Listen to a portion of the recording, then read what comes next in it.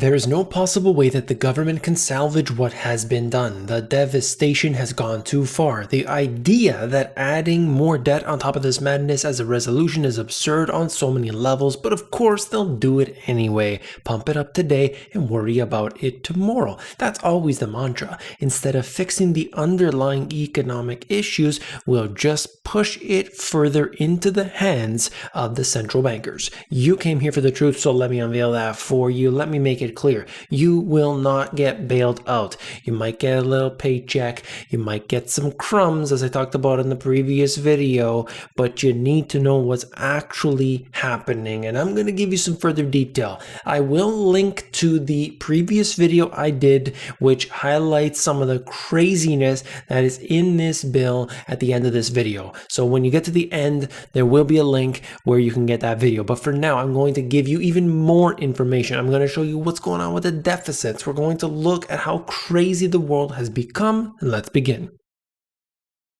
Rand Paul had a few words to put on his Twitter about the situation with this bill. It's huge. Deficit busting bill will be 5,593 pages long. If 250 words a page, then that's 1.4 million words. If Congress people read at the average American 300 words per minute, then a congressperson might read this in 4,660 minutes or 77 hours if no rest break. So they got to go 77 hours straight reading this thing just to get it all in.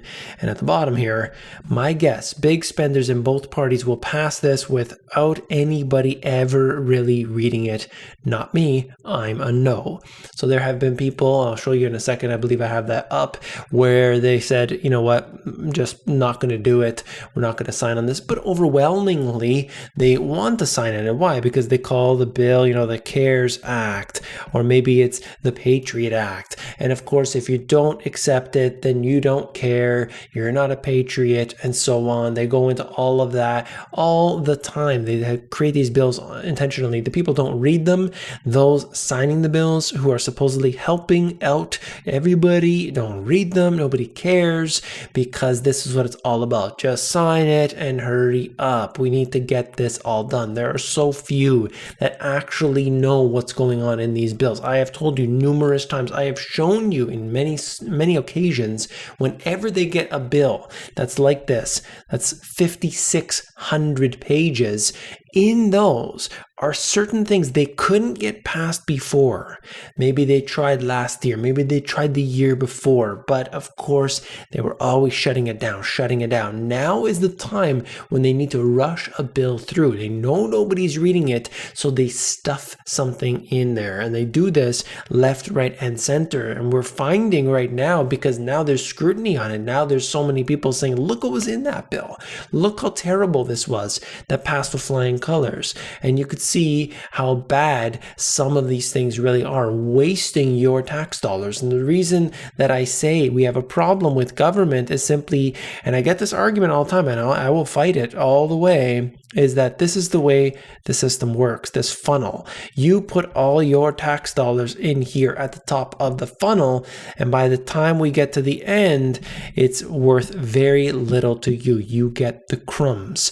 Those at the top, the special interest groups, the big businesses, all of the different agencies, and medium-sized businesses, and maybe if there's anything left, you'll get some. How about a $600 check? Oh, will it be a $1,200 check? Is it going to be a $2,000 check? It doesn't matter. The money runs out rapidly when you've got underlying problems that are still not resolved many months later. These are the 6 people that voted against the relief bill, Rand Paul included, Ted Cruz on here, Mike Lee, so on. I just wanted to show you that to give you an idea of who's saying no, and understand the fact that very, very few people have even looked into it at all. The whole point is that they want to go through this and simply pass it to make themselves look like, oh, we're trying our best on our end, but there's so much more to it than, just signing the bill when you don't even understand what's actually in it. That's crazy. This article here gets into some of the details of some of the insanity that is in the bill, but I thought this one was particularly interesting. Another extension benefits the motorsports entertainment industry, such as NASCAR, by allowing for the faster write-down of costs related to their complexes. That provision, which had appeared in prior legislation going back to 2004, helps those companies lower their overall tax bills and has now been extended until 2025. A spokesman for NASCAR, which lobbied Congress on the extension, didn't comment. And right here, another extender grants the tax credit to buyers of two-wheeled plug-in electric vehicles, that is, electric motorcycles. That credit is worth 10% of the cost of the motorcycle, up to $2,500. Manufacturers of the bikes, such as Energica and Zero, advertise the tax credit on their website. It just shows you that ultimately this is great for certain businesses and not so great for those who get stuck footing the bill. That's you, that's everybody else who's got to pay into these tax schemes, and you don't get to decide where that money goes. Do you care about NASCAR? Maybe some of you do, maybe some of you don't, but ultimately everybody's got to pay. What about these different tax credits that are available on these electric motorcycles? You may have nothing to do with that, but I assure you, you just paid for that person's tax write-off on this. There are so many others that go along with it, and it's a mess from top to bottom. And someone will say, well, if they're getting tax write-off, if they're getting a special bonus, if they're getting a grant, I want it too. And then the next group says, oh, they're getting it? Well, I want it too. And this right here just blows the balloon up further and further and further, and it's a mess. Quote, it appears economic stimulus for working families actually means that 4 out of every $5 goes to special interests. You 320 million people split the last dollar. That's insane. That's insane when you think about it. 4 out of 5 is going to the special interests. That 1 out of 5 is for you. Now, people will fight. They will fight and say, we have to get this passed. We need the money. Let's help the small businesses. Let's help the restaurants get this passed. And that's why the Congress pushes it through as fast as possible. That's why, even though there's this surface level, oh, we're going to fight for you. We're going to make sure that it's all good so that you get the best stuff, that you're always getting the most. And what do? You get 1 out of 5. That's what they're fighting for. 1 out of 5.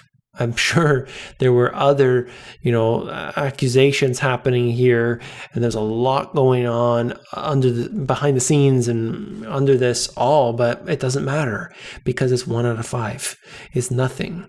They're giving you nothing. They're giving you crumbs. And people will say, well, it's that group of people or it's that group of people. It's not. It's the whole system. It is designed to work against you, and there's nobody coming around that's actually going to be in your favor. It doesn't work like that. Those people don't get into those positions if they're not going to accept a lobbyist, if they're not going to make the money off it, if they're not going to benefit in their businesses, in the structures that they have set up or want to set up down the road. That's how the game works.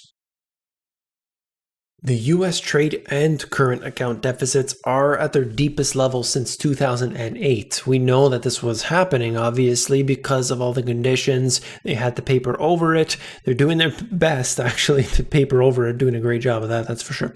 By the numbers, America's trade deficit was $63 billion in October, while the broader current account was in deficit to the tune of $179 billion in the third quarter. So we know there's serious problems that simply cannot be grown out of. We only need growth. We've seen Little Munchkin talk about this, who's remained rather silent in the last little while, if you've noticed that. He had said, we just need to grow. That's the only solution to this problem. Same with Powell, same with everybody else. We need growth. We need growth. So what are we going to do? We're going to print more money. But as you know, the more money they print, the less growth you actually get.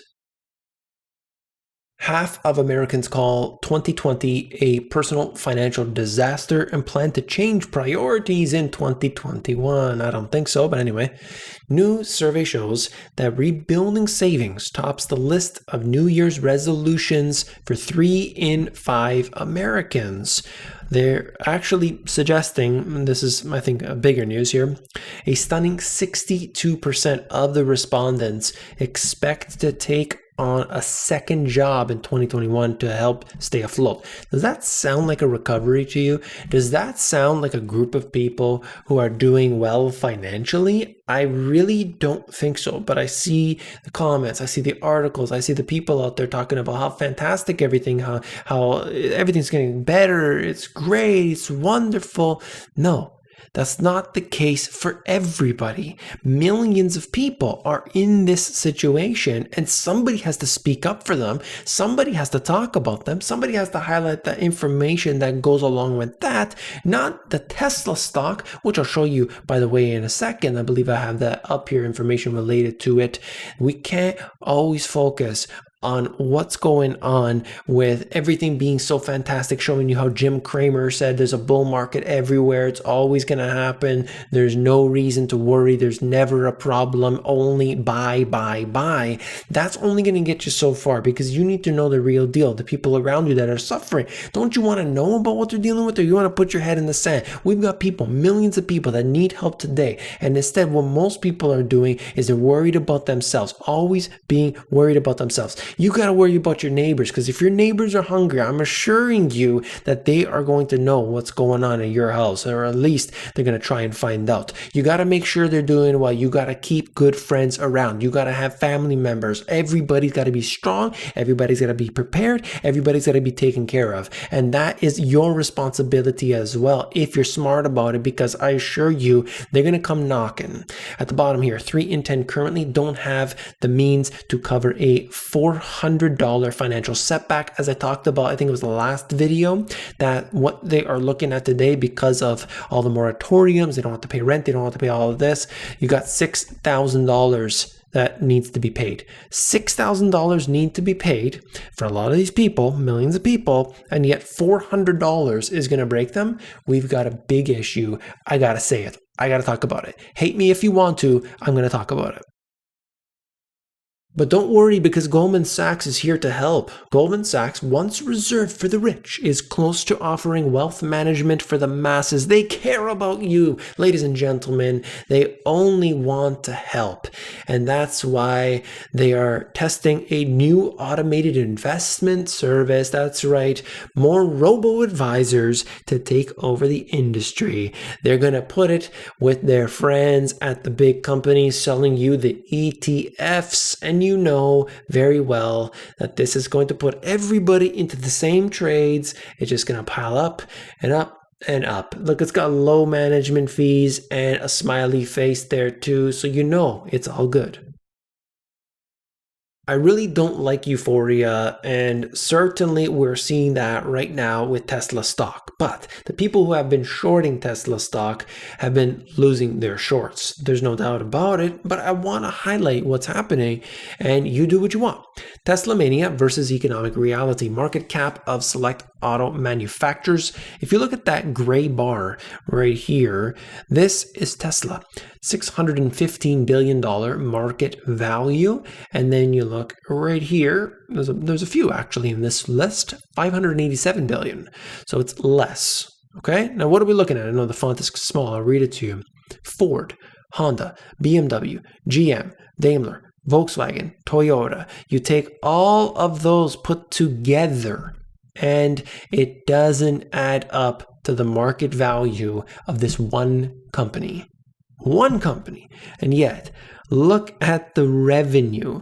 $1.1 trillion for these companies on the right-hand side. And this one here, $0.03 trillion in revenue. Tesla is now more valuable than the combination of the world's top 7 traditional automakers, despite only delivering 500,000 cars this year.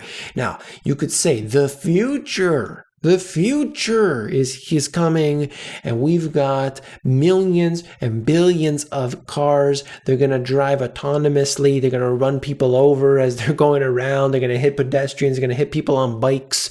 They're just going to destroy each other. It's going to be a robot army going around. But hey, that's good for business.